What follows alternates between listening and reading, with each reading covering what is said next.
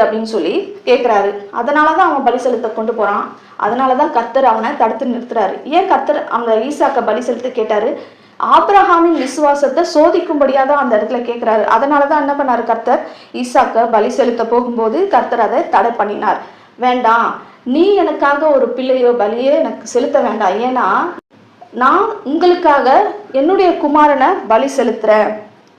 நீங்க எனக்காக எதுவும் செய்ய தேவையில்ல.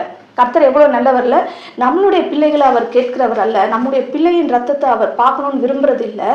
அவர் தன்னுடைய ஒரே பேரான குமாரனை நமக்காக ஒப்பு கொடுத்தார். நாம பலியாயிடக்கூடாது அப்படின்றதுக்காக தான் தன்னுடைய குமாரனை சிலுவையில பலியாக ஒப்பு கொடுத்தார். அவர் நல்ல தகப்பன். நம்மளை காட்டிலும் அவர் கோடி மடங்கு நல்ல தகப்பனா இருக்கிறார். கர்த்தர் பிள்ளைகளின் பலியை கேட்கிறவர் அல்ல. அப்ப அவன் பிள்ளையை பலி கொடுக்கும் போது அவர் ஏன் தடுத்து நிறுத்தல? ஏன் எப்தாவுக்கு இப்படி நடந்தது அப்படின்னு கேட்டா,